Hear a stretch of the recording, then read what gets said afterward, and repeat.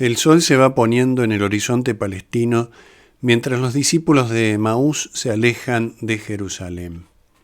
Las sombras se extienden, pero no solo en el atardecer del día, sino en el corazón de aquellos hombres, desesperanzados, casi sin ilusión.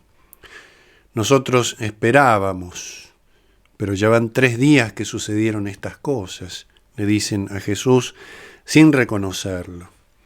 Lo que precisamente parece ensombrecerse es la esperanza. La tristeza ocupa el corazón y de a poco lo cubre de tinieblas. Toda la narración de San Lucas se presenta como un camino, de salida y de regreso, de alejamiento y de retorno. Alejarse de Jerusalén es como distanciarse de la luz, no por la Jerusalén misma, no por la Jerusalén de la tierra, sino por lo que la Jerusalén de la tierra representa. Y representa otra Jerusalén, la Jerusalén celestial, el punto final de la peregrinación.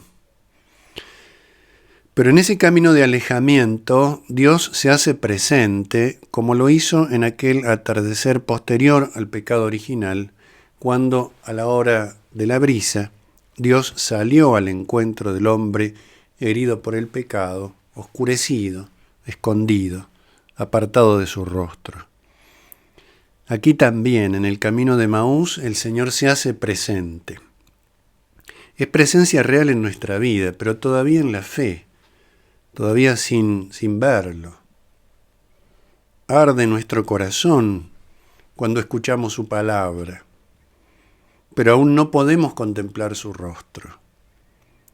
Un día lo contemplaremos, por pura misericordia de Dios, cuando concluya nuestro camino de retorno.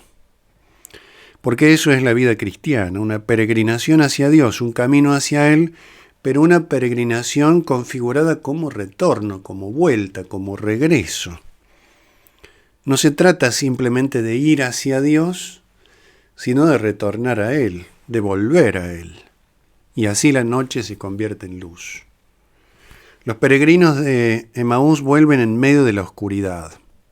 Encuentran a Jesucristo en la ciudad santa.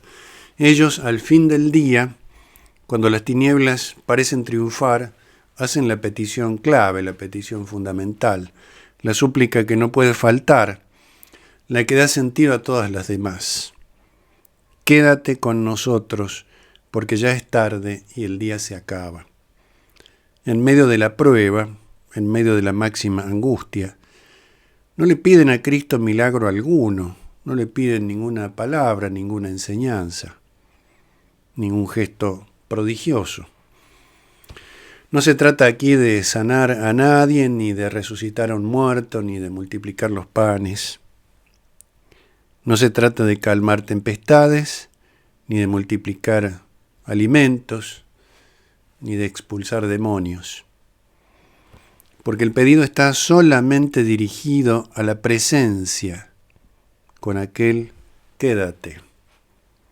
Es decir, el ser con nosotros, el Dios con nosotros. Quédate tú con nosotros, tú que eres Dios. El antiguo nombre mesiánico, el Emmanuel, el Dios con nosotros. Es aquella presencia que daba sentido a los milagros, a las palabras, a los gestos, a los prodigios. Con más razón en estos tiempos crepusculares, cuando el día se acaba, cuando la fe parece extinguirse, cuando la esperanza parece dejar de tener vigor y vitalidad, la caridad enfriarse y declinar nuestra fortaleza en el camino. Quédate con nosotros en el ocaso de la historia.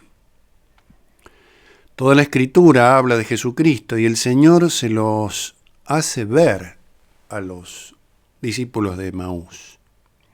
Poco a poco va abriendo sus inteligencias para que comprendan el sentido, la orientación, la finalidad de la palabra de Dios revelada desde antiguo.